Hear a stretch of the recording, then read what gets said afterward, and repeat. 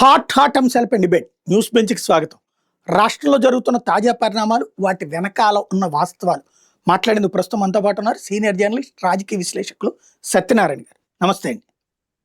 నమస్తే. పవన్ కళ్యాణ్ తాజాగా వాళ్ళ పార్టీకి సంబంధించినటువంటి పదవి బాధ్యత అని ఒక కార్యక్రమం పెట్టారు. ఈ సందర్భంగా కొన్ని కీలకమైన వ్యాఖ్యలు చేశారు. అసలు వైఎస్ఆర్ కాంగ్రెస్ పార్టీ పేరు ప్రస్తావించడానికి కూడా అంగీకరించను, అదొక రౌడీల సమూహం అని. దీన్ని ఎలా చూస్తారు? అంటే ఇక ఆయన అంతకుముందే జగన్మోహన్ రెడ్డి కూడా ఇప్పుడు కొంచెం హాట్గా కామెంట్స్ చేయటం జరిగినట్టుంది. దానికి ఏదో ఒక వీరావేశంతో ఆయన కూడా రిప్లై ఇద్దామని అనుకున్నట్టుంది. ఎందుకంటే ఈ మధ్య కాలంలో ఆయన పెద్ద పెద్ద స్టేట్మెంట్స్ కానీ, సంచలనాత్మకమైన స్టేట్మెంట్లు కానీ ఇవ్వట్లేదు. కాబట్టి ఆయన కూడా కొంత రాజకీయ వీరరసాన్ని చూపించడానికి ప్రయత్నం చేసినట్టు అనిపిస్తుంది. అంటే జగన్ మెడికల్ పీపీపీకి సంబంధించి మాట్లాడతా, ఎవరైతే ఆ కాలేజీలు తీసుకుంటారో వాళ్ళని కేసులు పెట్టి అరెస్ట్ చేసి జైల్లో పెడతాం 3 నెలల్లో అన్నారు. అది రౌడీయిజం బెదిరింపు అవుతుందా? అంటే అదే కేసులు ఇది అంటే పొలిటికల్ స్టేట్మెంట్లు. ఇప్పుడు ఆయన మామూలుగా కాలేజీలు తీసుకున్న వాళ్ళని ఆయన జైల్లో పెట్టడానికి దాని ప్రాతిపదిక ఏది ఉంటుందనేది మనం ఆలోచించాలి. ఇప్పుడు ఆయనది కూడా పొలిటికల్ స్టేట్మెంటు. ఆ పొలిటికల్ స్టేట్మెంట్ కౌంటర్గా ఈయన కూడా ఒక పొలిటికల్ స్టేట్మెంట్ ఇచ్చాడని అనుకోవాలి, కానీ ఇద్దరిది సీరియస్నెస్ అని నేను అనుకోవట్లేదు. అంటే భవిష్యత్తులో అసలు ఇక జీవితంలో జగన్ సీఎం కానివ్వను, చట్టబద్ధంగా రాజ్యాంగబద్ధంగానే ఆపుతాను, ఒకవేళ అవసరం అనుకుంటే ఎంతకైనా అడ్డం పడతాను, అప్పుడు కావాలనుకుంటే చొక్కా మడతేస్తాను అన్నటువంటిది ఆయన చెప్తున్నటువంటి మాట. అంటే చొక్కాలు మడతేస్తే ఎన్నికలు గెలవడం సాధ్యం కాదని ఇప్పుడు ఆయనకి పార్టీ పెట్టాక ఇప్పుడు అర్థమై ఉంటుంది. పెట్టిన 10 ఏళ్ళలో కూడా 10-15 ఏళ్ళే బట్టి అయింది. అయినా సరే చొక్కాలు చాలాసార్లు మడత పెట్టినా సరే ఎన్నికల్లో గెలవటం సాధ్యం కాదని ఈ పార్టీకి తెలిసి ఉంటుంది. అట్లాగే జగన్మోహన్ రెడ్డిని కానీ, లేదంటే ఇంకొకళ్ళని కానీ ఎవరు సీఎం కానివ్వకుండా ఎవరు ఆపలేరు.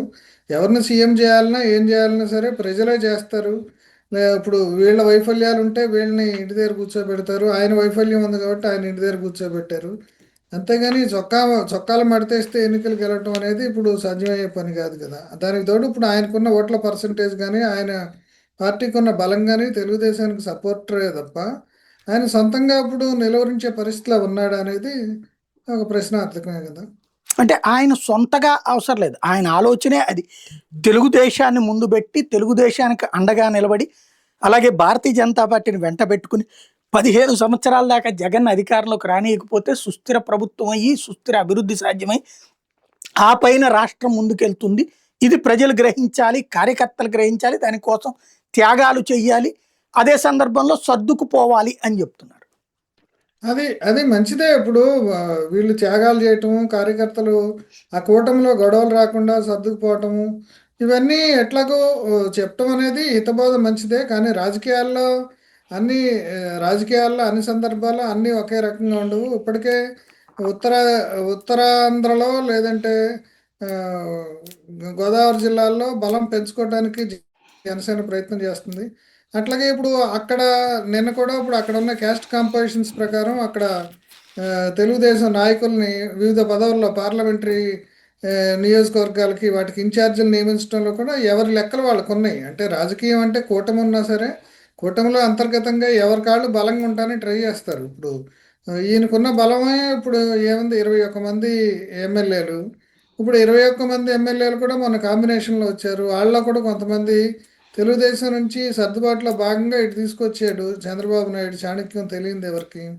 అందుకని ఇవన్నీ ఉంటాయి. అయినా సరే ఇప్పుడు వాళ్ళతో సర్దుకుపోయి వెళ్దామని అనుకుంటున్నారు. అట్లాగే ప్రధాని మోడీ ఇప్పుడు చంద్రబాబుని లేదా ఈ పవన్ కళ్యాణ్ని ఇద్దరిని ప్రోత్సహిస్తున్నాడా అంటే, పవన్ కళ్యాణ్తో మొదటి నుంచి ఆయన సఖ్యతగానే ఉన్నాడు. చంద్రబాబుతో కూటమి కట్టడానికి కూడా చాలా కాలంగా సిద్ధంగా లేడు. అంతేకాకుండా ఇప్పుడు ఇంకోవైపున చంద్రబాబును కంట్రోల్ చేయడానికి జగన్మోహన్ రెడ్డి కూడా ఒక పక్క నుంచి ఆయన ప్రోత్సహిస్తున్నాడని కూడా కొన్ని వార్తలు కొన్ని ఊహాగానాలు కానీ కొన్ని దృష్టాంతాలు కానీ కనిపిస్తున్నాయి. ఎందుకంటే పార్లమెంట్లో, రాజ్యసభలో కానీ ఎక్కడైనా సరే ఇప్పుడు మోడీ పార్టీకి, బీజేపీకి జగన్మోహన్ రెడ్డి తాలూకా ఎమ్మెల్యేలు ఎట్లాగో వాళ్ళు సపోర్ట్ ఇస్తున్నారు. అంటే ఇటువంటి పరిస్థితుల్లో మొత్తంగా కూడా మోడీ మద్దతు ఒకవైపునే ఉంటుందని చెప్పలేము. మోడీ ఎందుకంటే ఒక ఫక్తు రాజకీయ నాయకుడు. ఆయన ఎప్పుడు ఎట్లా పావులు కదపాలో అట్లా కదుపుతాడు తప్ప మోడీ మద్దతుతోటో జరగదు. ఇక్కడ వీళ్ళిద్దరూ సఖ్యతగా ఉండి వీళ్ళు ఎన్నికల్లో విజయం సాధించడం అనే దాని మీదే ఆధారపడి ఉంటుంది కానీ జగన్ గెలుపోటములు. అట్లాగే ఈ ప్రభుత్వం వైఫల్యాలు ఏమైనా ఉంటే ఆ వైఫల్యాలన్నీ కూడా రేపు ఆ ఎన్నికల్లో ప్రతిఫలిస్తాయి. ఇప్పుడు జగన్మోహన్ రెడ్డి కూడా దానికి 175కి 175 వస్తాయని చెప్పుకున్నాడు. కానీ జరగలేదు కదా! ఇప్పుడు ఈ స్టేట్మెంట్ కూడా అటువంటిదే అని నేను అనుకుంటున్నాను. అంటే ఒక కూటమిగా ఇట్లాగే ఉంటే గనక ఒక 15 సంవత్సరాల పాటు జగన్ రాకపోతే ఇక ఆ తర్వాత రాజకీయ సమాధి అయిపోయినట్టే. అప్పుడు ఆ ప్లేస్‌లో పవన్ కళ్యాణ్ వద్దాం అనుకుంటున్నట్టా? లేకపోతే ఈ లోపుగానే భవిష్యత్తులో పవన్ కళ్యాణ్‌కి సీఎం ఛాన్స్ ఏమన్నా ఇస్తుందా కూటమి? అంటే ఇవే ఇప్పుడు 15 ఏళ్ల పాటు జగన్మోహన్ రెడ్డిని రాకుండా ఆపుతామనేది వీళ్ళ ఒక ఊహాగానం. ఎందుకంటే ఫ్యూచర్‌లో రాజకీయాలు అసలు రేపు ఎన్నికలు జరిగే వరకు అసలు ఇప్పుడు ప్రిడిక్ట్ చేయలేని పరిస్థితిలో ఉంది. ఇప్పుడు ఎవరి కాళ్ళు ఏందంటే ఎన్నో సర్వేలు ఇచ్చుకుంటున్నారు. ప్రశాంత్ కిషోర్ లాంటి వాళ్ళని తెచ్చుకుంటున్నారు. ఎన్ని చేసినా సరే చివరికి ప్రశాంత్ కిషోర్‌కే తన పార్టీ తాను గెలిపించుకోలేకపోయాడు. అంత పెద్ద ఆయన చాణక్యము ఎన్నికల ని శాస్త్రజ్ఞుడు ఆ ఎన్నికల జాతకాలు చెప్పేవాడు అయినప్పుడు కూడా. అందుకని ఇప్పుడు 15 సంవత్సరాల విషయాన్ని ఇప్పుడు దాన్ని ఒక అంచనా వేసే పరిస్థితి కానీ, చెప్పే పరిస్థితి కానీ అది ఆయన చెప్పేది కరెక్ట్ అని నేను అనుకోవట్లేదు. అట్లాగే ఇప్పుడు పవన్ కళ్యాణ్ సీఎం కావటం అంటే ఇప్పుడు ఒక ఒక రకంగా ఇప్పుడు లోకేష్‌ని సీఎంకి తయారు చేయటానికి రంగం సిద్ధమైతుంది. క్లియర్‌గా కనిపిస్తుంది. పవన్ కళ్యాణ్ ఉప ముఖ్యమంత్రి అయినప్పటికి కూడా చంద్రబాబు చేయాల్సిన పనులు గానీ, చంద్రబాబు తరఫున చేయాల్సిన పనులు గానీ అన్నీ లోకేషే చేస్తున్నాడు. పార్టీ సంస్థాగతంగా గానీ, అంటే ఆయనకి ఒక యువరాజు పట్టాభిషేకం జరగట్లేదే గానీ, మొత్తం ఆయన రాజరికానికి సంబంధించిన వ్యవహారాలన్నీ ఆయనే చూస్తున్నాడు. క్లియర్‌గా కనిపిస్తుంది. ఏంటంటే విదేశాలకెళ్ళినా, పెట్టుబడులకు సంబంధించిన విషయాలు మాట్లాడినా, ఇప్పుడు తన శాఖకు మించి విషయాలు ఏవన్నా మాట్లాడినా సరే, మొన్న ఈ మధ్య హోంశాఖ మంత్రి ఢిల్లీ వెళ్ళినప్పుడు కూడా ఆయన వెంట పెట్టుకుని వెళ్ళాడు. అంటే ఎవరిని తీసుకెళ్ళినా సరే అంటే క్లియర్‌గా కనిపిస్తుంది. ఆయన ఆధిపత్యం గాని, ఇప్పుడు చంద్రబాబు తర్వాత ఎవరు అంటే ఇప్పుడు లోకేష్ అనే చెప్తారు గానీ, ఇప్పుడు మొదట్లో ఏదో ఆయన సీఎం గావాలి అని చెప్పేసేసి కొంతమంది మాట్లాడారు పవన్ కళ్యాణ్ గురించి వాళ్ళ పార్టీలో కూడా. ఆయన దానికి సమాధానం ఆయనే చెప్పాడు. నేను ఎమ్మెల్యేని ముందసలు నన్ను ఎమ్మెల్యేగానే గెలిపించలేదు. నేను సీఎంని ఎట్లయితాను? మీరు అరిస్తే నేను అవ్వను కదా! అని ఆయనకు కూడా క్లారిటీ ఉంది ఆ విషయంలో. అందుకనే ఇప్పుడు ఉన్న పరిస్థితుల్లో పవన్ కళ్యాణ్ సీఎం పోటీలో ఉంటారని నేను అనుకోవట్లేదు. చంద్రబాబు నాయుడు సీఎంగా, పవన్ కళ్యాణ్ డిప్యూటీ సీఎంగా ఓకే. రేపు లోకేష్ సీఎంగా, పవన్ కళ్యాణ్ డిప్యూటీ సీఎంగా యాక్సెప్ట్ చేసేందుకోసం జగన్‌ని విలన్‌గా చూపించడం కోసం ఈ తరహా మీటింగ్ అనుకోవాలా? అంటే జగన్‌ని విలన్‌గా చూయించటం అంటే అది మొదటి నుంచి చేస్తూనే ఉన్నారు. ఇప్పుడు కొత్తగా ఏముంది ఇప్పుడు ఈ పీపీపీల వ్యవహారంలో ఇప్పుడు వాళ్ళేదో కోటి సంతకాలని అదని ఇదని హడావుడి చేశారు. కొంత ఈ పీపీపీ మెడికల్ కాలేజీలో పీపీపీ విషయంలో కొంత గవర్నమెంట్‌కి వ్యతిరేకత వచ్చినట్టుంది. దాన్ని దృష్టిలో పెట్టుకొని కూడా ఇప్పుడు వీళ్ళు ఈ స్టేట్మెంట్‌లు జగన్ను దీన్ని తగ్గించడానికి పలుకుబడి తగ్గించడానికి కూడా ఇట్లాంటి స్టేట్మెంట్‌లు విడుదల చేసి ఉండొచ్చు. తొందరపడి గాని, లేదంటే ఆవేశంతో గాని, ఇంకా స్ట్రాటజిక్‌గా గాని. రైట్. అంటే భవిష్యత్తులో లోకేష్ సీఎంగా ఉంటే డిప్యూటీ సీఎంగా పవన్ కళ్యాణ్ యాక్సెప్ట్ చేస్తాడా? వాళ్ళ కార్యకర్తల క్యాడర్ అలాగే సామాజిక వర్గాలు యాక్సెప్ట్ చేస్తాయా? అంటే అది ఒక రకంగా చెప్పాలంటే మీరు వేసిన ప్రశ్న కరెక్టే గానీ, అప్పుడు మరి దానికి సర్దుకుపోవడానికి సిద్ధమయ్యే గదా! పవన్ కళ్యాణ్ వీళ్ళతోటి కలిసాడు.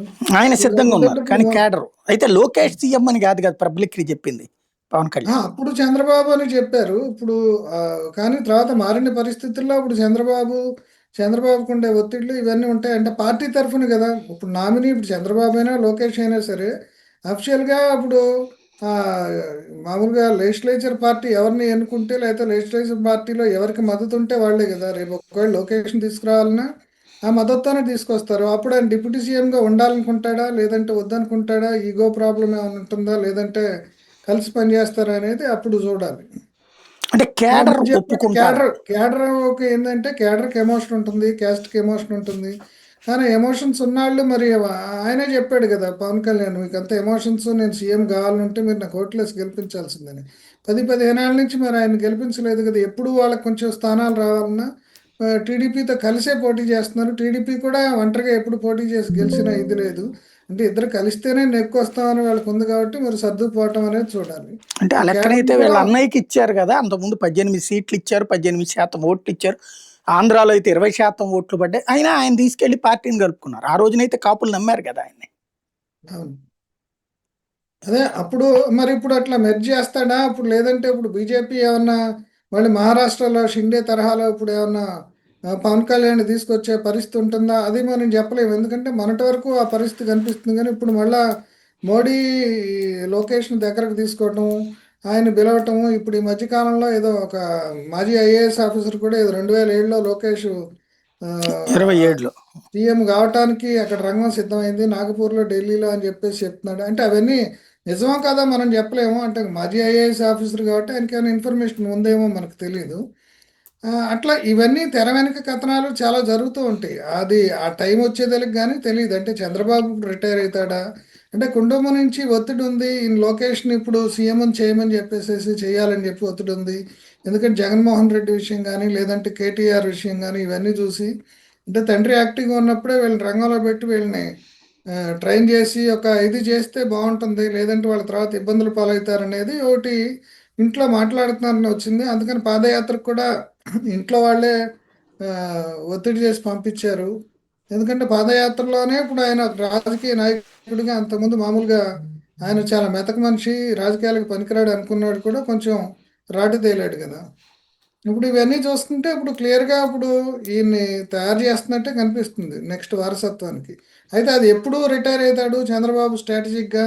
ఆయన ఒకవేళ రిటైర్ అయితే మాత్రం ఏ రకంగా ఈయన్ని పెడతాడు అనేది చూడాలి. ఎందుకంటే మొన్న ఉప ముఖ్యమంత్రులు ఒకళ్ళిద్దరుని పెట్టే ఉద్దేశం కూడా ఉందేమో తెలీదు. కానీ అప్పుడు దానికి వాళ్ళు ఒప్పుకోలేదు జనసేనోళ్ళని చెప్పి. ఎందుకంటే పోయినసారి జగన్ దగ్గర ముగ్గురో, నలుగురో ఐదుగురు ఉప ఐదుగురు ఉప ముఖ్యమంత్రులు ఉన్నారు. అట్లాగే రాజశేఖర రెడ్డి అప్పుడు కూడా రాజశేఖర రెడ్డి ఇద్దరున్నారు. అప్పుడు లేరు. చంద్రబాబు అప్పుడు కూడా ఇద్దరున్నారు క్రిందటిసారి. ఆ! బీసీ ఉన్నారు నుంచి ఒకళ్ళు. కాబట్టి ఇప్పుడు ఈయన ఇగో దెబ్బతినకుండా ఇప్పుడు ఆయన్ని పెట్టారు.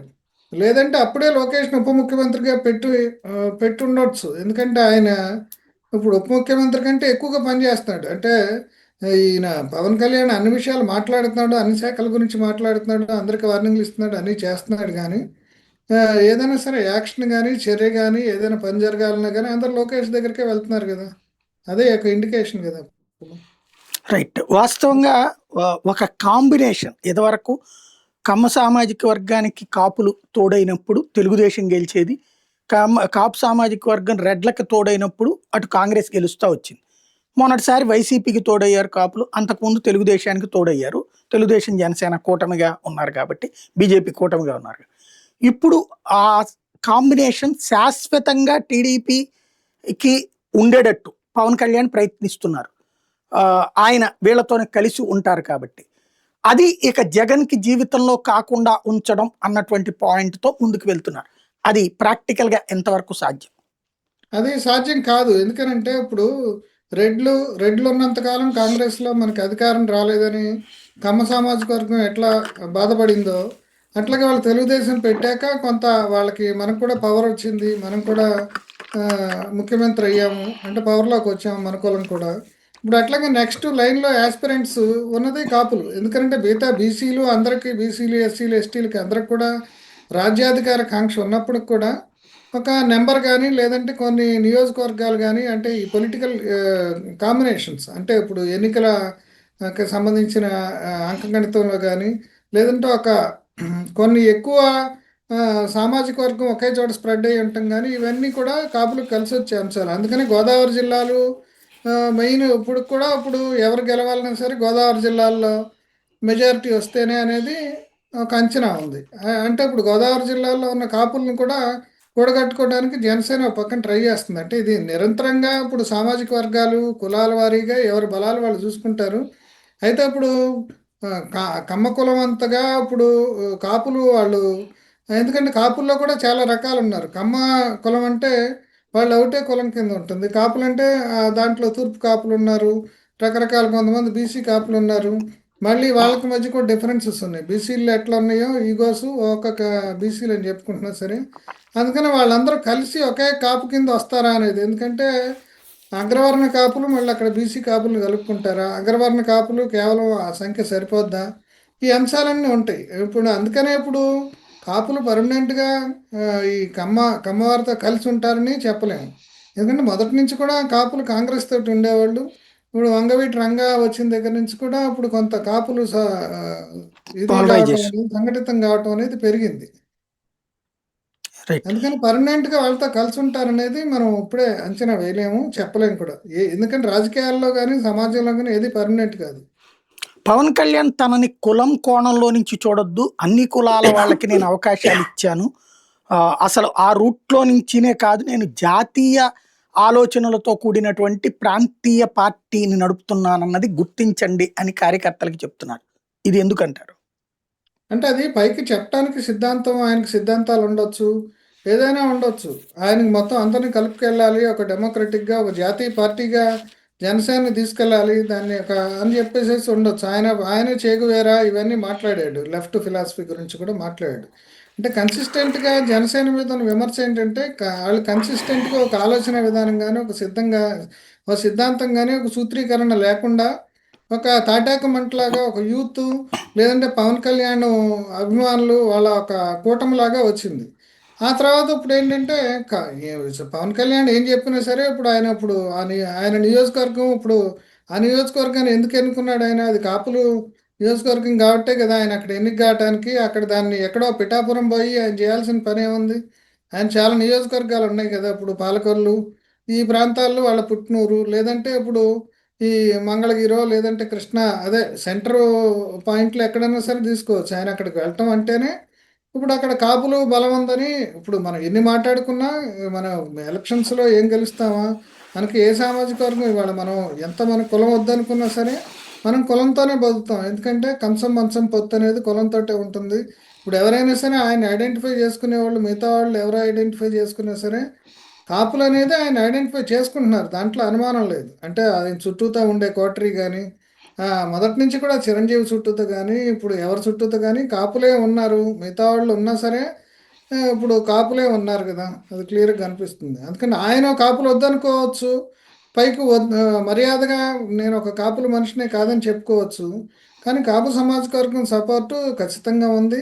ఆ సామాజిక వర్గం సపోర్ట్‌తోనే వాళ్ళు ముందుకు రాజకీయాల్లోకి వెళ్ళటానికి వాళ్ళు వ్యూహాలు కూడా చేసుకుంటున్నారనేది క్లియర్‌గా తెలుస్తుంది. మీరు సుదీర్ఘ కాలం పాటు జర్నలిజంలో ఉన్నారు. న్యూస్ ఏజెన్సీ రాయిటర్స్ గురించి తెలుసు మీకు.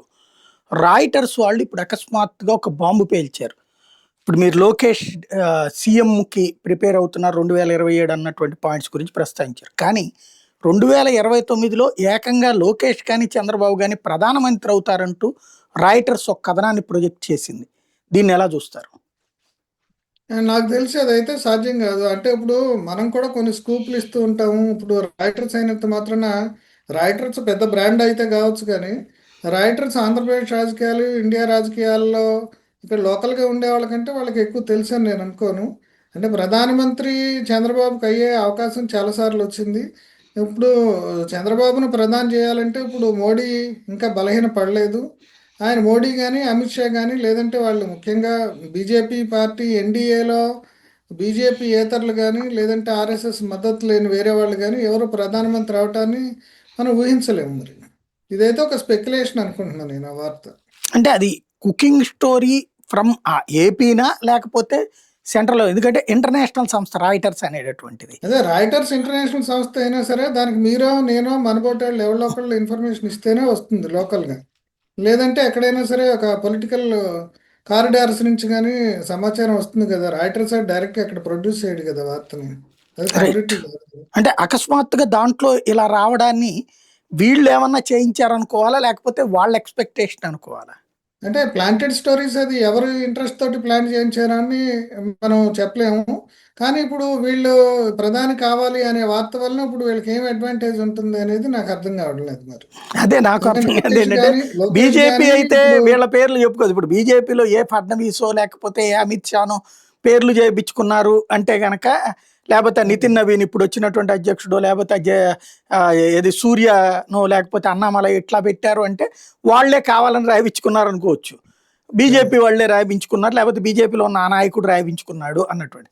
కానీ తెలుగుదేశానికి సంబంధించిన చంద్రబాబు, లోకేష్ ఏకంగా ప్రధానమంత్రి పదవికి పోటీ పడతారు అన్నటువంటిది రాయిటర్స్ రాయడం అన్నటువంటిది ఓ పెద్ద సంచలనమే అవుతోంది అనమాట. అదే అండి. ఇప్పుడు నా అంచనా ప్రకారం అయితే చంద్రబాబు నాయుడు మోడీ ముందు చాలా తగ్గుంటున్నాడు. ఎందుకనంటే ఆయన ప్రతి విషయంలోనూ కనిపిస్తుంది ఇప్పుడు. ఆయన ఆయన ఆయనకంటే ఈయన సీనియర్ అయినప్పటికి కూడా ఈ అన్ని వ్యవహారాల్లో కూడా ఇప్పుడు ఎప్పుడు లేనిది సనాతన ధర్మం ఇట్లాంటివి కూడా బాగా నెత్తినెత్తుకుంటున్నాడు. మోడీని ప్లీజ్ చేయడానికి ఆయన చాలా ప్రయత్నం చేస్తున్నాడు. ఎందుకనంటే మళ్ళీ ఎందుకంటే గతంలో మోడీకి ఈయనకి కూడా వాజ్పేయి టైంలో గుజరాత్ అల్లర్ల టైంలో కొంత ఇది మనస్పర్ధలు అయి రావటం వలన ఇప్పుడు మళ్ళీ ఆ షేడ్లు పడకుండా చాలా జాగ్రత్త పడుతున్నాడు. మరి అటువంటప్పుడు ఇటువంటి సున్నం పెట్టుకునే వార్తలు ఈయన ఎందుకు రాయిస్తాడు అనేది మరి నాకు అర్థం కావట్లేదు. అంటే మీరు ఆ వార్తని ఎట్లా మీ దగ్గర ఇన్ఫర్మేషన్ ఏముందో రాయిటర్స్ ప్రొజెక్ట్ చేసిందండి. రాయిటర్స్ దాంట్లో ఎవరో ఎనలిస్ట్ ఒక ఆవిడ ఒక కాలం రాసుకొచ్చింది అనమాట దాని మీద ప్రత్యేకించి. అది. దాంతోనే వచ్చిన సందేహం అనమాట అందరికి. నేనైతే ఆ దాన్ని వార్త ఏబిఎన్ క్యారీ చదవలేదు. న్యూస్ చేసింది. వార్త తర్వాత చదవలేదు. టీడీపీకి అనుకూలంగా కొంతమంది జర్నలిస్టులు ఎవరైతే ఉన్నటువంటి వాళ్ళు ఉన్నారో వాళ్ళు యూట్యూబ్లో కూడా దాన్ని హైలైట్ చేశారనమాట. అంటే ఇది ఎట్లా ఉంటుందంటే మొన్న ఇప్పుడు ఆ లోకేష్ ఏదో అక్కడ పోయి ఆ వార్ రూమ్లో ఉన్నాడు ఇండిగో విషయంలో అని చెప్పేసి పెట్టి ఇప్పుడు తెలిసి తెలియకుండా దీపక్ రెడ్డి లాంటి వాళ్ళు ఎవరన్నా ఫీడ్ చేసి ఉండొచ్చు. అంటే ఒక్కోసారి వాళ్ళు ఏదో చేయబోతారు అత్యుత్సాహంతో లోకేష్ని హీరోని చేయబోయి లోకేష్ అనవసరంగా ట్రబుల్లో నెట్టారు. ఇది కూడా అట్లాంటిది కూడా కావచ్చు కదా. రైట్. మరొక ప్రధానమైన అంశం ఇప్పుడు సర్ అనేది దేశవ్యాప్తంగా అమలవుతుంది. తెలంగాణలో తేబోతున్నారు, రేపు ఆంధ్రాలో కూడా తీసుకొస్తామన్నట్టు ఎన్నికల సంఘం చెప్తుంది. మనకి ఇక్కడ ఉన్న ప్రధాన సమస్య ఏంటంటే ఆంధ్రాలో కనీసం ఒక పల్లె ప్రాంతాల నుంచి ఉన్న యువతరందరూ కూడా హైదరాబాద్, చెన్నై, బెంగళూరు వాటిట్లోనే ఉన్నారు. ఈ నిబంధనల ప్రకారం 6 నెలలకి పైబడినటువంటి వాళ్ళు ఎక్కడ ఉంటారో అక్కడ ఓటే వస్తుంది. అప్పుడు ఆంధ్రాలో పరిస్థితి ఏంటి? ఆల్రెడీ హైదరాబాద్లో ఉన్నటువంటి వాళ్ళకి ఓట్లు ఆంధ్రాలో ఉంచుకోవడానికి ఉండదు, లేదా ఇక్కడ ఏమైనా మేనేజ్ చేసుకోవాలి. ఇది ఎలా సాధ్యమవుతుంది? ఈ ఈక్వేషన్స్ ఎలాంటి మార్పులు ఈ 2 రాష్ట్రాల్లో కారణమవుతాయి? అంటే నేను ఆ మధ్యకాలంలో నేను కొన్ని ఆర్టికల్స్ చదివిన దాంట్లో స్పష్టత ఏంటంటే ఇప్పుడు ఆ బీహార్లో మైగ్రెంట్ లేబర్ ఉంటారు. మైగ్రెంట్ లేబర్ బయటకు వెళ్ళినప్పుడు వాళ్ళు ఎక్కడ ఓటు వేయాలి అనేది వాళ్ళు సొంతంగా ఎక్కడ పుట్టారు, ఎక్కడ పర్మనెంట్ అడ్రస్ ఉంటుంది అనేదే ప్రధాన ప్రాతిపదిక అని నేను విన్నాను. ఎందుకనంటే వాళ్ళు ఎక్కడ చెట్టు కింద పట్టుకుందో ఉంది పని చేసుకుంటారో అక్కడ క్లియర్ అడ్రస్ ఉండదు. అందుకని ఎక్కడైతే వాళ్ళకి పర్మనెంట్ ప్లేస్ ఉంటుందో అక్కడ ఈ మైగ్రెంట్ లేబర్ విషయంలో అట్లాగే ఇప్పుడు చదువుకున్న వాళ్ళ విషయంలో కూడా ఎక్కడో ఒక చోట ఓటు ఫిక్స్ చేసుకోవడం. అంటే ఇక్కడ మనం దాన్ని ఇప్పుడు పాస్పోర్టు ఆధార్ కార్డు వాళ్ళు ఏది చూపిస్తారో అక్కడ మనం ఎవిడెన్స్ చూపించి మన సొంత ఊరు ఉందనుకోండి, మన సొంత ఊర్లో ఓటే తెలుసుకుంటే అంటే ఎక్కడో ఒక చోటే వేయాలని కదా. ఇప్పుడు 2-3 చోట్ల డూప్లికేట్ రాకూడదు అనేది కదా సర్ ఇది. అట్లాగే వేరే పౌరులు కాని వాళ్ళకి ఓటు హక్కు ఉండకూడదు అనేది. అందుకని ఇప్పుడు అట్లా పర్మనెంట్ అడ్రస్ ఉన్న చోట వాళ్ళు పెట్టుకుంటే దానికి ఇబ్బంది రాదేమో అని నేను అనుకుంటున్నాను. అవును. ఇప్పుడు నేను ఈ మధ్య మన కాలంలో వాళ్ళు చదివింది. హైదరాబాద్లో అక్కడ ఇదివరకు బీఆర్ఎస్ కేసేవాళ్ళు మొన్నటిసారి కాంగ్రెస్ కేస్తున్నారు. ఇప్పుడు ఇక్కడికి వస్తే తెలుగుదేశానికి అసలు 2 చోట్ల ఓట్లు వినియోగించుకోవాలి. ఇప్పుడు ఒకటే వినియోగించుకుంటే అక్కడన్నా ఉంచుకోవాలి, ఇక్కడన్నా ఉంచుకోవాలి. ఇక్కడ ఉంచుకుంటే అవును. పోనీ తెలుగుదేశానికే వైసీపీకే ఉంటుంది. అప్పుడు అక్కడ దెబ్బతింటారు కదా. అంటే ఎవరు దెబ్బతింటారంటారు? ఏ పార్టీ? ఇప్పుడు టీఆర్ఎస్ అక్కడ అక్కడ దెబ్బతింటుంది. ఎవరిని రేవంత్ సపోర్ట్ చేస్తున్నారు వీళ్ళు. మొన్నటిసారి దాకా బీఆర్ఎస్ కేసారు టీడీపీ వాళ్ళు. అంటే అంటే అట్లా సపోర్ట్గా ఉండేవాళ్ళు తక్కువ మంది ఉంటారు. అంతకుముందు గ్రేటర్ హైదరాబాద్లో అందరూ ఆంధ్ర వాళ్ళందరూ కూడా బీఆర్ఎస్ అదే కేసారు. దానికే ఎందుకంటే మొన్న కూడా బీఆర్ఎస్ కేసారు ఎమ్మెల్యేకి. అదే వేయిపోతే రేపు ఏదైనా ఇబ్బంది వస్తుందేమో. ఇప్పుడు ఇక్కడ పరిస్థితి కూడా ఎట్లుందంటే ఇప్పుడు కూడా ఏదైనా తేడా వస్తే ఆంధ్రోడ్ అనే పరిస్థితిలోనే ఉంది. ఎందుకంటే ఇప్పుడు చిన్న చిన్న చిల్లర వ్యవహారాల్లో వీటిలో కూడా ఇప్పుడు ఈ మధ్యలో బాలసుబ్రహ్మణ్యం విగ్రహం పెట్టడం విషయంలో కానీ ఇప్పుడు ఎందుకంటే రాజకీయాల్లో ఇప్పుడు అది ఏది న్యాయము ఏది ఇది ఏం జరుగుతుంది అనేది కాకుండా ఎట్లుందంటే వాళ్ళు ఆ కమ్మాళ్ళు వాళ్ళు పెద్ద పెద్దాళ్ళు రెడ్లు కమ్మ లేదంటే ఎవరో వెలమలు వాళ్ళందరూ ఎవరు వచ్చినా సరే గవర్నమెంట్లో వాళ్ళు కాంట్రాక్టర్లని ఆంధ్ర వాళ్ళని వాడుకుంటారు. వాళ్ళతో వీళ్ళతో అంటారు అన్నీ చేసుకుంటారు. ఇదంతా వచ్చేది ఏంటంటే సామాన్యుడికి వస్తుంది. మామూలు మీ బోటాడికి నా బోటాడికి సమస్య వస్తుంది. ఏంటి ఏదో చిల్లర వ్యవహారంలోనో ఏదన్నా వస్తే ఆంధ్రోడు అంటాం అనేది. అంటే ఇప్పటికీ ఆ ఫీలింగ్ ఉంది కాబట్టి వాళ్ళ భయంతో బీఆర్ఎస్ కోటేస్తున్నారని కూడా నేను అనుకుంటున్నాను. నేను భయం భక్తితో కాకపోయినా సరే. అప్పుడు ఎందుకు రేపు వీళ్ళతో ఆ కొంచెం ఓటు గొడవ అని. అక్కడే ఉంచుకోవాలి వాళ్ళు. అక్కడే ఉంచుకుంటే ఇక్కడ ఓట్లు తగ్గుతాయి కదా. ఇప్పుడు ఇదివరకు అక్కడేసి మళ్ళీ ఇక్కడికి వచ్చేవాళ్ళు. అవునవును. తగ్గుతాయి. అది పెద్ద ఇష్యూ అంటే అవి అవుతుంది. అవి ఎంత పర్సెంటేజ్ ఉంటుందో ఎంత అనేది మనం లక్షల్లోనే లెక్క ఉన్నారు కడితే కదా అసలు. ఇక్కడ గానీ గ్రామీణ ప్రాంతాల్లో ఎవరున్నారండి కుర్రోళ్ళు? అంతా హైదరాబాద్, చెన్నయ్య, బెంగళూరు. అంటే ఇక్కడ ఇంకొకటి కూడా నేను గమనిస్తున్నాను. ఇక్కడ ఏంటంటే అక్కడ ఓటు, అక్కడ పెన్షన్ ఇవన్నీ అక్కడే పెట్టుకుంటున్నారు. ఎందుకు పెట్టుకుంటున్నారంటే ఈ అసలు ఇక్కడికి ఎందుకు వస్తున్నారంటే అక్కడ ఉపాధి లేకపోవడం వల్ల ఇక్కడికి వస్తున్నారు. ఇక్కడ ఈ వాచ్మెన్ల కింద ఎక్కువ నాకు తెలిసి అటు గోదావరి జిల్లాలకు సంబంధించిన ఎస్సీలు అట్లాంటి వాళ్ళు ఎక్కువ మంది ఉంటున్నారు. వాళ్ళందరూ ఏంటంటే నెల నెల పోయి అక్కడ పెన్షన్ తెచ్చుకుంటారు.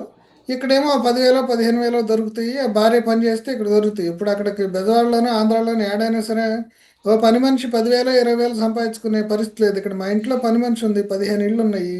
ఆమె ఒక 20,000 25,000 సంపాదిస్తుంది. ఇప్పుడు అక్కడ అట్లాంటి పరిస్థితి లేదు కదా ఇప్పుడు. అందుకని ఏంటంటే వాళ్ళు అక్కడ ఓటు ఉంచుకుంటారు, ఇక్కడ పని చేస్తున్నారు. మరి అప్పుడు ఎట్లా డిసైడ్ చేసుకుంటారో చూడాలి. అంటే ఇవన్నీ లెక్కలు చూసుకుంటారు వాళ్ళు, పెన్షన్స్ కానీ లేదంటే అక్కడ ఓటుకి అక్కడ డబ్బులు ఇస్తారు కాబట్టి అది, అట్లాగే వాళ్ళ సంబంధాలు. వాళ్ళ ఊర్లో కూడా ఇప్పుడు ఏదైనా ఆస్తులు లేదంటే గొడవలు ఇవన్నీ ఏమైనా ఉంటే మరి లోకల్ సర్దుబాటు కావాలి కదా. ఇప్పుడు తెలంగాణతో వాళ్ళేమో ఉపాధి కోసం వస్తారు, మైగ్రెంట్ లేబర్ లాగా. బీహార్ లేబర్ పరిస్థితి కూడా అదే.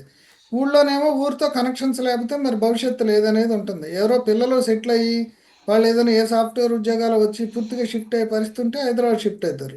లేదంటే ఆ లింక్ని అక్కడే కొనసాగిస్తారని నేను అనుకుంటున్నాను. రైట్. ఒకటి భారతీయ జనతా పార్టీ ఈ అటల్ యాత్రని రాష్ట్ర వ్యాప్తంగా చేసుకొస్తుంది.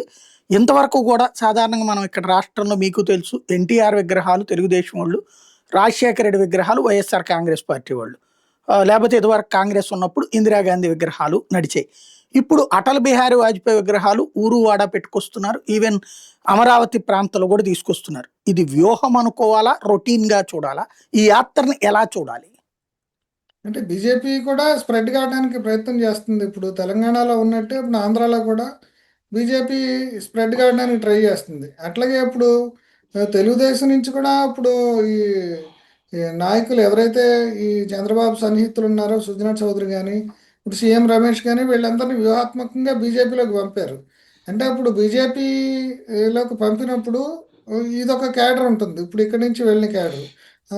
అంతేకాకుండా ఆర్ఎస్ఎస్ ఇప్పుడు మనకు తెలుసు, మన చిన్నప్పటి నుంచి ఆ సత్యానపురం ఏరియాలో అంత బ్రాహ్మణులు వాళ్ళంతా కూడా ఆర్ఎస్ఎస్ కార్యకర్తలు వాళ్ళంతా ఉండేవాళ్ళు. ఇప్పుడు వాళ్ళందరూ కూడా ఎవరు ఎక్కడ చెల్లాచెదరైపోయారు, ఎవరు కూడా పెద్ద ఇంపార్టెన్స్ లేదు పార్టీలో ఇప్పుడు. అందుకని ఇప్పుడు వాళ్ళ చెల్లాచెదరైన బ్యాచ్లు వాళ్ళందరూ కూడా ఇప్పుడు మళ్ళీ ఇప్పుడు అది కూడా అటల్ మోడీ అంటున్నట్టున్నారు యాత్రకు కూడా. అవును. అటల్ మోడీ అని పెడుతున్నారు. కేవలం అటల్ బిహారీ వాజ్పేయికి ఒక మంచి పేరుంది. ఆయనకు జాతీయ నాయకుడిగా ఇప్పుడు దాదాపుగా నెహ్రూ కాలం నుంచి ఉన్నాడు కింద ఆయనకి పేరుంది. ఇప్పుడు అటల్ బిహారీకి మోడీ కూడా కలపటం అంటే అది కొంత రాజకీయం. అంటే కేవలం ఎమోషనే కాకుండా కొంత ప్రాగ్మటిక్గా కూడా ఇక్కడ లోకల్ నాయకులు మోడీని ప్లీజ్ చేసి చేయటానికి. అంటే బీజేపీ కూడా స్ప్రెడ్ కావడానికి ట్రై చేస్తుంది అక్కడ. గతంలో ఇప్పుడు విజయవాడ నుంచి కూడా కోటా శ్రీనివాసరావు ఎమ్మెల్యే అయ్యాడు. అట్లా అప్పటికంటే ఇప్పుడు ఎక్కువ పట్టు దొరుకుతుంది కాబట్టి అవును ఎవరి ప్రయత్నం వాళ్ళు చేస్తూ ఉంటారు కదా. దానిలో భాగంగానే యాత్రలు పెడుతున్నట్టున్నారు. అక్కడక్కడ మన మచిలీపట్నంలో కూడా క్లాష్ వచ్చినట్టుంది. ఎన్టీఆర్ విగ్రహం, అటల్ బిహారీ వాజ్పేయి. అసలు నిజానికి వాళ్ళిద్దరు మంచి మిత్రులు. వాళ్ళిద్దరు ఒకరికొకళ్ళు చాలా సన్నిహితులుగా ఉండేవాళ్ళు, అటల్ బిహారీ వాజ్పేయి, ఎన్టీఆర్. ఇప్పుడు వీళ్ళేమో ఇప్పుడు రాజకీయాల కోసం కొట్టుకోవాల్సిన పరిస్థితి వస్తున్నట్టుంది ఆ రెండు విగ్రహాల కోసం. రైట్. ప్రధానంగా రాష్ట్ర వ్యాప్తంగా ఇప్పుడు పవన్ కళ్యాణ్ మొన్న రైట్ చేసినటువంటి పాయింట్స్‌లో ఈ మధ్య కాలంలో ఒక 5 పాయింట్స్. ఒకటి, లిక్కర్‌కి సంబంధించి బెల్ట్ షాపులు వద్దన్నటువంటిది తన అభిప్రాయమని. అట్లాగే ఏదైతే రౌడీయిజం లాంటిది చేయడానికి వీల్లేదు. గ్రౌండ్ లెవెల్‌లో కార్యకర్తలు బాధ్యతగా ఉండాలి. రౌడీయిజం లాంటిది ఎక్కడైనా జరుగుతుంటే పోలీసులు కఠినంగా వ్యవహరించాలంటాం. అట్లాగే పారిశ్రామికవేత్తలను బెదిరించేటటువంటి వాళ్ళ పట్ల అప్రమత్తంగా ఉండండి అని చెప్పి ప్రత్యేకించి పోలీసులు చెప్పడం, కొన్ని నా దృష్టికొచ్చినియి అన్నటువంటి పాయింట్ చెప్పుకురావడం. అట్లాగే ఈ పేకాట లాంటి వాటిటి మీద నోటీసులు ఇదే ఎంతుంది ఏంటి రిపోర్ట్ నాకు ఇయ్యమని చెప్పేసి ఏకంగా డీజీపీని అడగడం. ఇలాంటి పరిణామాల్ని ఎలా చూడాలి? అంటే వీటిట్లల్లో నేను వ్యతిరేకంగానే ఉన్నాను అన్నటువంటిది ప్రభుత్వానికి సందేశం ఇస్తున్నట్ట, ప్రజలకి సంకేతం ఇస్తున్నట్ట? అంటే 2 జరుగుతుంది. అప్పుడు పవన్ కళ్యాణ్‌కి నిజంగా కొన్ని ఎథిక్స్, మోరల్స్ మెయింటైన్ చేయాలి. సమాజాన్ని ఉద్ధరించాలనేది ఆయనకి మొదటి నుంచి చెప్తున్నాడు. అది ఎంతవరకు సాధ్యమో రాజకీయాల్లో ఏంటనేది ఆయనకి తెలీదనుకోలేము. అంటే ఇప్పుడు మీరు చెప్పినట్టు హైదరాబాద్ నుంచి ముఠాలొచ్చి గోదావరి జిల్లాలో ముఖ్యంగా వైజాగ్‌లో అనుకుంటా ఆయన ప్రస్తావించింది. మంత్రివర్గంలోనే, క్యాబినెట్‌లోనే ప్రస్తావించినట్టున్నాడు.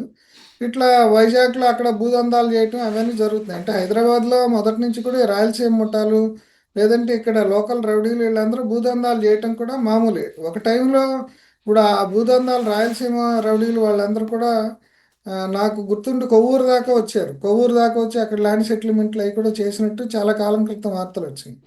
ఇప్పుడు అట్లా ఇప్పుడు ఎక్కడైతే ల్యాండ్ మాఫియా ఇప్పుడు హైదరాబాద్లో రియల్ ఎస్టేట్ ఊపు తగ్గింది కాబట్టి ఇప్పుడు వైజాగ్లో రియల్ ఎస్టేట్ ఊపు వస్తే అక్కడ ఈ చౌకగా ల్యాండ్స్ కొట్టేయడానికి లేదంటే ఈ భూదందాలు నడపడానికి వీళ్ళంతా వస్తూ ఉంటారు. అంటే రియల్ ఎస్టేటు భూమాఫియా కలిసి యాక్ట్ చేస్తుంది కాబట్టి దాని మీద ఇప్పుడు తను ఆ, అంటే మీరు చెప్పినట్టు రెండు ఉంటాయి. ఒకటేమో తన ఇప్పుడు తను ఉప ముఖ్యమంత్రి కాబట్టి తను కూడా గట్టిగా ఉన్నాడు. తన సే ఉండాలి. అసలు ఏమంటాడు ఇప్పుడు చంద్రబాబు నాయుడు అంటే ఆయన ఆ, నేను చూసిన క్లిప్పింగ్ని బట్టి నేను దాని మీద చర్య తీసుకోండి అని చెప్పేసి అధికారులకు అక్కడే చెప్పినట్టున్నాడు ఆయన. అంటే తీసుకున్నా తీసుకోకపోయినా డిప్లొమాటిక్గా చెప్పాలి కాబట్టి ఆయన అక్కడే చెప్పినట్టున్నాడు. అందుకనే ఇప్పుడు ఆయన తను న్యాయబద్ధంగా ధర్మబద్ధంగా ఉంటాడు.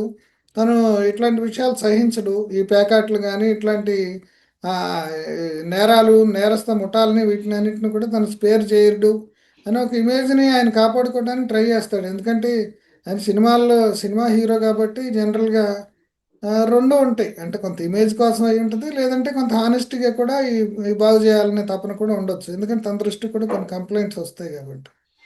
రైట్. ఇప్పుడు రాబోయేటటువంటి రోజుల్లో ఆంధ్రప్రదేశ్ రాజకీయం కూటమి వర్సెస్ వైసీపీ ఉంటుందా? లేకపోతే 2 కూటములుగా ఏమన్నా అవకాశం ఉంటుందా? అంటే రెండు కూటములు అంటే వైసీపీ ఎవరితో కూటమి కడటానికి ఇంట్రెస్ట్ చూపించట్లేదు కదా మొదటి నుంచి కూడా.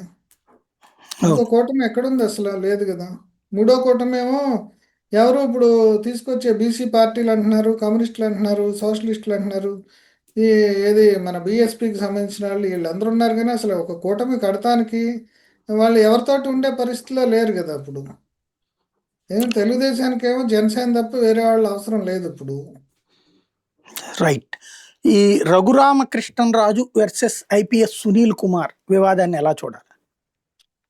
అదే ఆయన ఇప్పుడు రఘురామకృష్ణరాజు సునీల్ కుమార్ పడ్డాడు.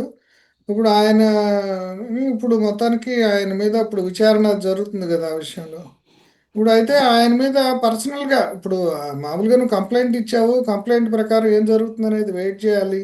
లేదంటే కోర్టులకు వెళ్ళావు, లేకపోతే కోర్టులకు వెళ్ళాలి అంతే తప్ప పర్సనల్గా తీసుకుని అదేదో అతను అంబేద్కర్ మిషన్ అతను కొన్ని కెలికినట్టున్నాడు.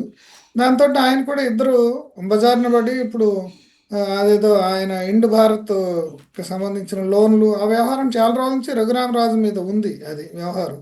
ఆయనేమో తానేమి శుద్ధ పూస అన్నట్టు ఆయన మాట్లాడుతూ ఉంటాడు. కానీ ఆయన లోన్లు ఎగ్గొట్టిన విషయం మామూలే. దాన్ని ఇప్పుడు సునీల్ కుమార్ బయటికి తీసుకొస్తున్నట్టున్నాడు. ఎందుకంటే అతను కేవలం ఇప్పుడు ఆ కేసులు నడవటం అట్లా కాకుండా పక్క నుంచి కూడా రఘురామకృష్ణరాజు రెచ్చగొడుతున్నాడు ఆయన వ్యక్తిగతంగా శత్రువులాగా మొదటి నుంచి చూస్తూ. బహుశా దానివల్ల అది పర్సనల్ వైరం లాగా అయిపోయినట్టుంది.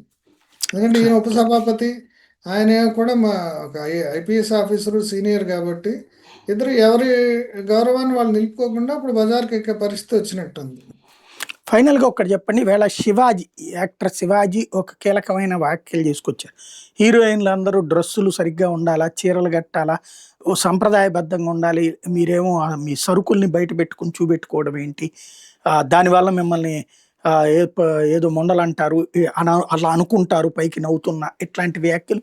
దాని మీద ఈ అనసూయ కావచ్చు, చిన్మయ్య కావచ్చు, వీళ్ళందరూ తీవ్రంగా విరుచుకుపడడం, మహిళల పట్ల ఎట్లా మాట్లాడతావా అన్నటువంటిది. ఈ ఉదంతాన్ని ఎలా చూడాలి? అంటే నేనైతే ఆ వార్త ఫాలో కాలేదు. కానీ అతను అట్లా కామెంట్ చేయటం అనేది తప్పు. ఎందుకంటే సినిమా రంగంలో ఇప్పుడు రకరకాలుగా ఇప్పుడు క్లబ్ డాన్సులు ఉంటాయి, రకరకాల డాన్సులు ఉంటాయి కదా. ఇప్పుడు ఇవాళ కొత్తగా వచ్చినాయి కదా, ఎప్పటి నుంచో ఉంటాయి. వస్త్రధారణకు సంబంధించి సినిమాలో మరి ఇప్పుడు ఒక రకమైన స్టాండర్డ్స్ అనేవి లేవు. ఇప్పుడు సీత అనసూయ రోజులు కావు. ఇప్పుడు అంటే ఈ అనసూయ అంటే ఈ అనసూయ కాదు, పాతకాలం అనసూయ. ఆ రోజులు లేవు కాబట్టి ఇప్పుడు వాళ్ళ మీద అతను అనుచితమైన వ్యాఖ్యలు చేయటం అనేది ముఖ్యంగా సినిమా వాడు కాబట్టి అది మంచిది కాదు. రైట్. అంటే సావిత్రి, లేకపోతే సౌందర్య, రష్మిక మందన ఇట్లాంటి వాళ్ళని చూడండి. మిగతాది ఇప్పుడు చేస్తున్నది మీ సరుకులు బయట పెట్టుకుంటున్నారు, అలాగే ఇట్లాగ మిమ్మల్ని ఇది అలాంటి డాష్ డాష్లు అంటారు అన్నటువంటి పదాలు వాడుకొచ్చారు అనమాట. అది అది తప్పు కదా, అది అట్లా చేయకూడదు కదా. అంటే ఇక్కడ హీరోయిన్లకి ఆ డ్రెస్సులు వాళ్ళు ఇష్టపడేస్తారా, సినిమా ఇండస్ట్రీ ఏపిస్తుందా, అదే ఇండస్ట్రీకి సంబంధించినటువంటి నటుడు ఈ వ్యాఖ్యలు చేయడాన్ని ఆ ఫిల్మ్ ఇండస్ట్రీ సమర్థిస్తుందా, అతని వ్యక్తిగతమని వదిలేస్తుందా? ఇప్పుడు అతని వ్యక్తిగతం ఎట్లయితుంది? ఎందుకంటే తను సినిమా నటుడు. ఇప్పుడు ఆ హీరోయిన్‌లు వాళ్ళకి కావాల్సిన విధంగా వాళ్ళు డ్రెస్ ఏసుకుంటారంటే కుదరదు గదా! ఆ దర్శకుడో దర్శకుడో లేదంటే ఆ కథకు సంబంధించిన సందర్భం, లేదంటే దాన్ని కొంత అట్లా సినిమాని అట్లా చూయిస్తే తప్ప ప్రేక్షకులు చూడరనే పరిస్థితో, ఈ అన్నిటిని దృష్టిలో పెట్టుకొని అవన్నీ వాళ్ళు ఫ్రేమ్ జేస్తారనే విషయం శివాజీకి తెలీదని ఎవరు అనుకోము. ఆయన నటించిన సినిమాలో ఇట్లాంటి మరి దృశ్యాలు ఉన్నాయా లేదా అనేది తను కూడా ఆలోచించుకోవాలి. ఇట్లాంటి దృశ్యాలు ఉన్న సినిమాలను మరి ఆయన నటించకుండా ఆ రోజున వదిలేసాడు అనేది కూడా చూడాలి. Right. Thank you very much అండి. ఇది రాష్ట్రంలో జరుగుతున్నటువంటి తాజా పరిణామాలు, వాటి వెనకాల ఉన్నటువంటి రెండవ కోణం. ఎంతవరకు పబ్లిక్ అర్థం చేసుకుంటారు, ఏ విధంగా అర్థం చేసుకుంటారు, ఎవరిష్టం వాళ్ళది.